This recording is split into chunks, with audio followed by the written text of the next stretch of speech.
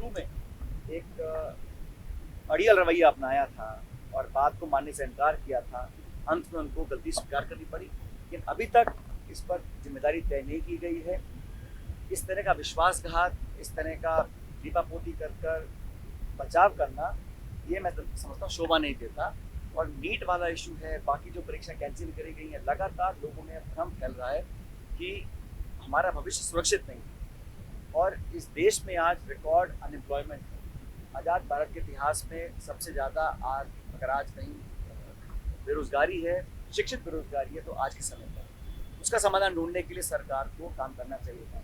ये वो सरकार है चुनाव लड़ने से पहले अपने 100 दिन की योजना बना रही थी और ये इतना ओवर कॉन्फिडेंस में काम कर रहे थे। लेकिन जो सबसे महत्वपूर्ण हमारे समाज का हिस्सा है, नौजवान वर्ग है, उनके साथ उन्होंने एक विश्वासघात किया है। इस पर उन्हें पूरी कार्रवाई करनी चाहिए और संकोच नहीं करना चाहिए। कोई कितना बड़ा व्यक्ति भी हो, लेकिन इसकी तह तक पहुंचकर जो लोग इसलिए जिम्मेदार हैं उस पर कार्रवाई करनी चाहिए और लोगों को आश्वस्त करना चाहिए। मुझे लगता है कि सदन के अंदर न सिर्फ राहुल गांधी जी, लेकिन समूचा विपक्ष इस बात को उठाएगा। और ये बात पॉलिटिकल नहीं, क्योंकि इतना के बड़े पैमाने पर इतना बड़ा घपला पहली बार हुआ है और अलग अलग तथ्य सामने आ रहे हैं। जांच के बाद और तथ्य सामने आएंगे, लेकिन सरकार को इस पर पूरी ओवरसाइट रखनी चाहिए और समय समय पर जनता को सूचित करना चाहिए कि उन्होंने क्या कार्रवाई करी है। जहाँ गलती उसको स्वीकार करना चाहिए। और ये बहुत बड़ा मैं समझता हूँ सरकार से लैप्स हुआ है। जिस तरह नीट की परीक्षा का जो प्रकरण सामने आया है और बाकी जो परीक्षाओं को कैंसिल किया जा रहा है, उस बात का प्रतीक है कि कहीं ना कहीं सिस्टमेटिक फेलियर। 10 साल से सरकार सत्ता में रही और बहुत सारे आपने स्लोगन्स दिए, भाषण दिए और युवाओं के नाम पर वोट भी लिया। आप परीक्षा पे चर्चा, चाय पे चर्चा, एग्जाम पर चर्चा, लेकिन जो विश्वसनीयता थी उसको कायम करने में कहीं ना कहीं चूक हुई है। इसकी पूरी जिम्मेदारी केंद्र सरकार की है, उनको लेनी चाहिए और करेक्टिव एक्शन बहुत जल्द देना चाहिए। हम लोग हमेशा से एक दूसरे से बात करके चुनाव लड़े हैं। इंडिया अलायंस पहले भी मजबूत था, आज भी मजबूत है और आने वाले समय में और मजबूत होगा। जहाँ जहाँ चुनाव होंगे वहाँ पहले से ही हम लोग अपने सीट जीते हुए थे। इस बार हम और अधिक मार्जिन से सीट जीत कर आए, क्योंकि राज्य सरकार का पिछले कुछ महीने का जो कार्यकाल है, जो प्रदेश में हालात बने हुए हैं बिजली के, पानी के, तो परेशान है और सरकार ने कहने का उलझन मुझे दिखती है। तो जनता को अगर मूलभूत सुविधाएं दिलाने में सरकार नाकामयाब हो रही है, तो उसका परिणाम भी चुनाव में आएगा। वो चुनाव भी मैं समझता हूँ बहुत मजबूती से हम लोग लड़ेंगे और जीतेंगे। और अभी जो कार्रवाई हुई है कोटा में, पॉलिटिकल पार्टी परमिशन लेने के बाद अपना आंदोलन कर रही है। और आंदोलन किसके लिए कर रही है? बिजली पानी के लिए कर रही है। बजाय इसके जनता को राहत दें, इस प्रकार की आक्रामक कार्रवाई करना प्रमुख विपक्षी पार्टी के साथ, प्रदेश अध्यक्ष के साथ, नेता प्रतिपक्ष के साथ, मैं समझता हूँ ठीक नहीं। क्योंकि परमिशन के बाद वो धरना मार किया गया और धरने पर जो लोगों ने बात रखी उसका संज्ञान लेकर जनता को सुविधा देने का काम सरकार को करना चाहिए। बजाय इसके कि हम बिजली पानी की राहत दें, हम अपने विरोधियों पर आक्रमण करें, उन पर FIR रजिस्टर करने।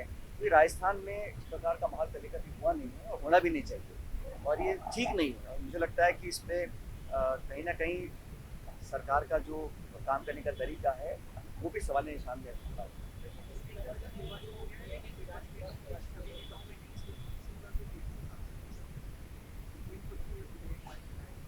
तो आज सदन में कहा गया ना, जब स्पीकर महोदय के निर्वाचन पर बधाई दी जा रही थी, तो कहा गया कि पिछली लोकसभा में जब 147 सांसदों को एक दिन में निलंबित किया गया, वो इतिहास के लिए काला दिवस था। तो हम लोग तो संविधान को, लोकतांत्रिक परंपराओं को, पार्लियामेंट्री जो प्रोसीजर्स हैं उसको हमेशा सबसे ऊपर रखते हैं। और जैसे मैंने कहा, मैं उम्मीद करता हूँ कि इस वाले कार्यकाल में उस प्रकार की घटनाएं नहीं होंगी, सबको बोलने का मौका दिया जाएगा। और विपक्ष का संख्या बल जो आज है वो पिछले लोकसभा से बहुत ज़्यादा है। मतलब बहुत सारे लोगों ने इंडिया अलायंस को वोट डाला है और सत्ता पक्ष में तो बहुत ज़्यादा गैप नहीं। इसलिए मनमानी तरीके से काम करना, एक तरफा कार्रवाई करना, मनमानी अपनी जबरदस्ती करना, उस प्रकार की कार्रवाई मैं समझता हूँ सरकार नहीं कर पाएगी। उसका ध्यान भी मुझे लगता है स्पीकर को रखना चाहिए।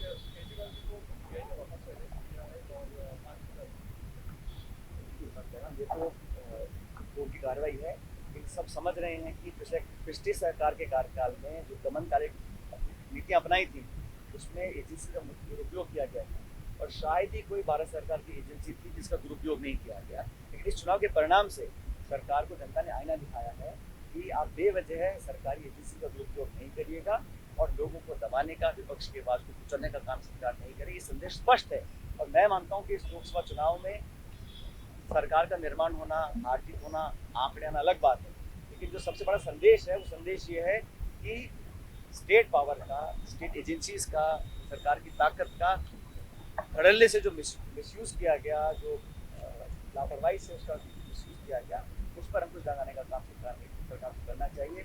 और जनता ने ये भी कहा, विपक्ष ने कहा कि संविधान की जो मूल भावना है उसको कहीं ना कहीं ठेस पहुंचाने का काम ये सरकार कर सकती है।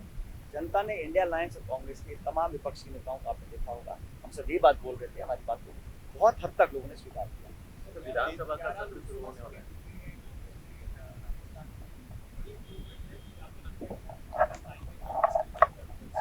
हम लोगों ने बहुत अच्छा परफॉर्म किया है, तभी तो हमारा संख्या दुगना हुआ है। महाराष्ट्र में, हरियाणा में, राजस्थान में हर जगह हमारी संख्या बड़ी है। और मैं हमेशा से कहता हूँ, जहाँ पर बीजेपी कांग्रेस का 1-to-1 कॉन्टेस्ट है, वहाँ पर कांग्रेस का स्ट्राइक रेट पहले से बहुत बेहतर हुआ है। इसलिए हम लोग आज इजाफे में हैं, हम लोग 100 से सांसद जीत कर आए हैं। ये शुभ संकेत है। आने वाले समय में चुनाव हरियाणा में है, महाराष्ट्र में है, काफ़ी तैयारी हो रही है। आज भी दिल्ली में हरियाणा को लेकर बहुत बड़ी मीटिंग खड़गे साहब राहुल गांधी जी कर रहे हैं, अलग अलग राज्यों की तैयारी कर रहे हैं। जम्मू कश्मीर में चुनाव है, वहाँ की तैयारी कर रहे हैं। तो हम लोग पूरी तैयारी, उपचुनाव की तैयारी हो रही है। पार्टी ने कमर कस के उपचुनाव की प्रिपरेशन तैयारी कर रखी है, स्टेट इलेक्शन की तैयारी हम लोग कर रखी है। तो कांग्रेस कार्यकर्ताओं में उत्साह का माहौल है और इस परिणाम से हम लोग काफी तक संतुष्ट भी हैं, लेकिन अभी बहुत काम करना बाकी है। जिन राज्यों में हम लोग अच्छा नहीं कर पाए, वहाँ के लिए मैं टीम गठित करी है और वो टीम एक फैक्ट फाइंडिंग रिपोर्ट आलाकमान को पेश करेगी। वहाँ पर जो करेक्टिव मेजर्स देने हैं वो लेंगे। जिन स्टेट्स में हम लोग अच्छा नहीं कर पाए, वहाँ पर हम अभी बहुत पोटेंशियल है, वहाँ पर अच्छा करने का आने वाले समय। राजस्थान में आपने उसको आगे बढ़ाया था, आगे आने वाले चुनाव में संभवतः माना जाए कि तो हमेशा से ही सोनिया गांधी जी, राहुल गांधी जी ने कांग्रेस के अंदर जितना हो सका उतना नौजवानों को मौका देने का काम किया है। जयपुर डेक्लेरेशन में हमने कहा था कि 50% जो हमारे पार्टी के पद हैं वो उन लोगों को मिलेंगे जो 50 साल से कम। ऐसा ऐतिहासिक डेक्लेरेशन किसी और पॉलिटिकल पार्टी ने नहीं किया। आप कल्पना कीजिए कि वो राष्ट्रीय पार्टी है, सारे पदों को हमने कहा 50% of all post will go to people below the 50। इतना बड़ा युवाओं के प्रति हमारा कमिटमेंट है, उसको लोगों ने स्वीकार किया है। इसीलिए राजस्थान समेत अनेक राज्यों में नए लोगों को मौका बार बार हम लोग दे रहे हैं और जनता भी हमारे निर्णय का स्वीकार करके उसको प्रोत्साहित करती है। विधानसभा का सत्र शुरू होने वाला है, क्या जो चुनाव के नतीजे हैं संगठन में बड़े बदलाव देखने को मिले? ऐसा कुछ नहीं है। अलग अलग समय पर राज्य में राष्ट्रीय लेवल पर बदलाव होते रहते हैं। यहाँ का डिमांड आती है, रिक्वायरमेंट होती है और किस व्यक्ति से क्या जिम्मेदारी से कभी निभाना है ये आलाकमान तय करता है।